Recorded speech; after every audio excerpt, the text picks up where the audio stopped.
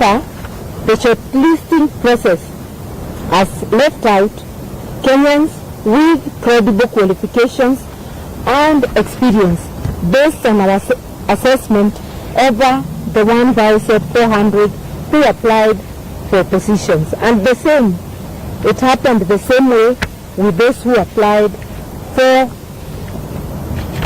chairperson. Quite a number of those who made the list have questionable credentials, and some of them have partisan interests and are either members of the UDA party and the ODM party, or managing somebody within UDA. There are serious allegations of integrity and grave inherent conflict of interest. A number of the selected applicants are members of the executive structures of UDA and ODM and have in the last 3 years been beneficiaries of skilled public appointments by William Ruto and some by Mr. Odinga. We wish to point out the case of Joy Medivo. She has been the chairperson of the UDA Internal Dispute Resolution Committee. It is clear that Ms. MS Medivo is not eligible for consideration for appointment as IEBC Commissioner as stipulated in Article 88, 2A, Roman 2 of the Constitution. Given the clear position articulated in our supreme law of the land, why was MS Medivo shortlisted by the IEBC selection panel? This is a clear violation of our Constitution. More so, this is a great betrayal to young Kenyans who sacrificed their lives on June 25, 2024 in order to have a credible and independent commission, among other things. The cry of the Gen Z was transparency and accountability. Given the clear,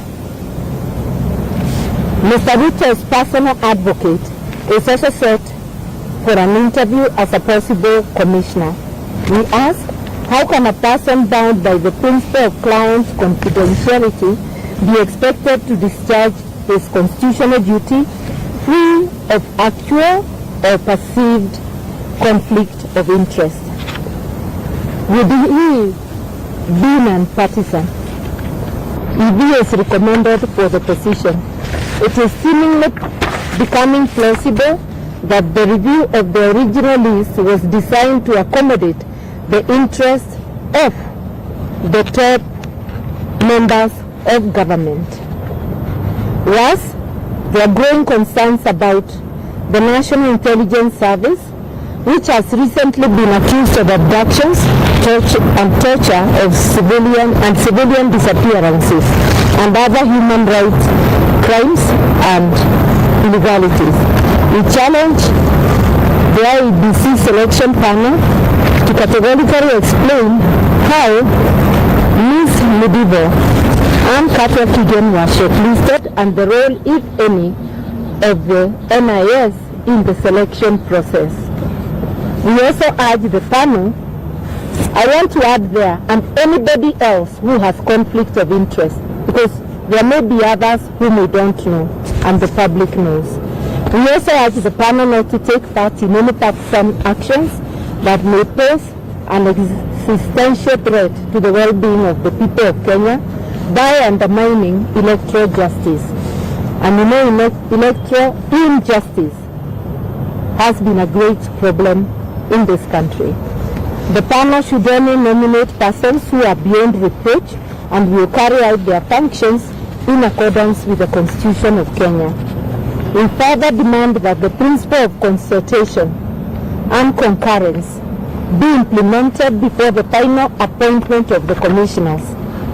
Between Mr. Ruto and Mr. Odinga on one side and the opposition, which reflects the country's current reality. In other words, what we are saying is this: let there be consultations on one hand with Kenya Kwanza and its allies, and it's obvious ODM is an ally of Kenya Kwanza, and the opposition, which clearly, because the opposition touted in NADCO report for concurrence was the opposition in parliament.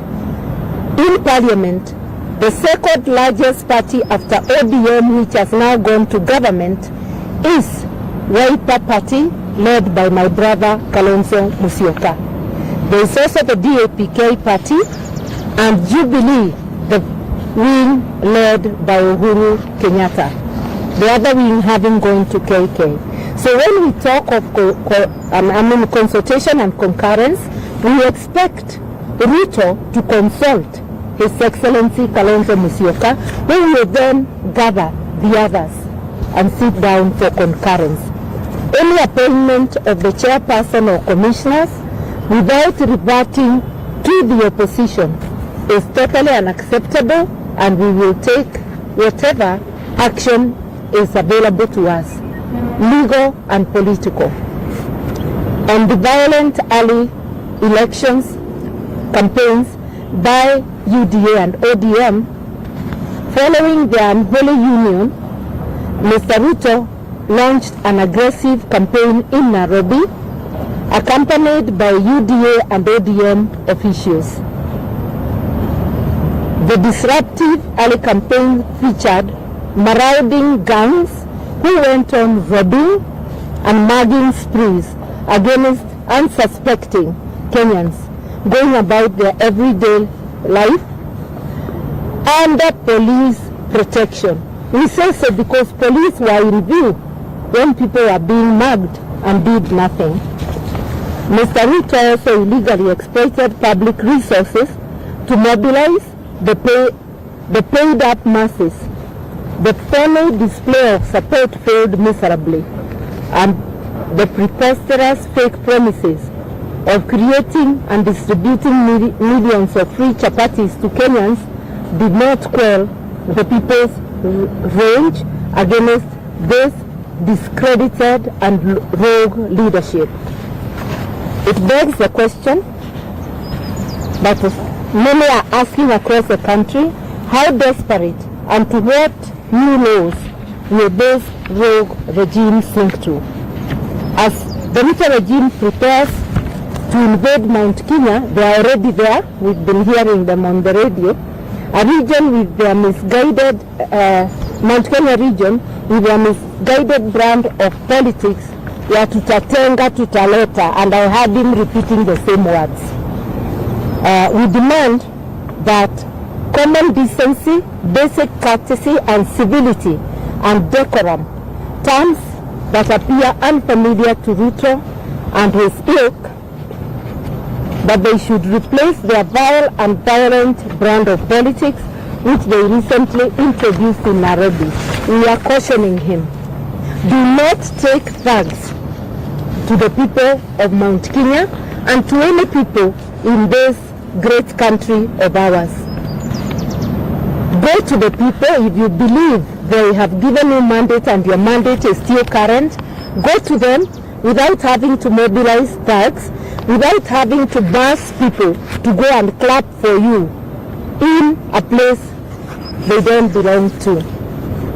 Finally, we call on citizens of Mount Kenya region to remain peaceful and patient and not to be goaded by the bad, insightful and hateful behavior of this discredited regime. We also have an issue with the Nairobi County government,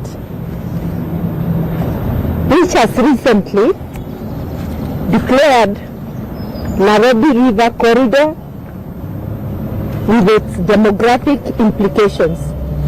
We express our strong reservations on the declaration by the Nairobi City County on March 6, 2025 that proclaimed the Nairobi River Corridor as a special planning area, SPA. This will affect private properties to which people have titles.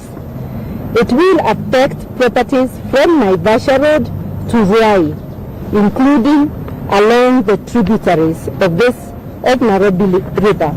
We remind the Nairobi City County government that conversion of private property into public land is a function of the National Land Commission, NLC. It is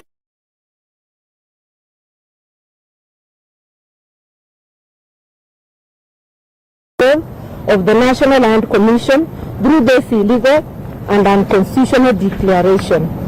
In order to make a declaration like this, noting that via the Constitution, rivers and lakes belong to the national government, not to counties. Therefore, if there is an idea to create this corridor, it must originate from the national government with a cabinet memo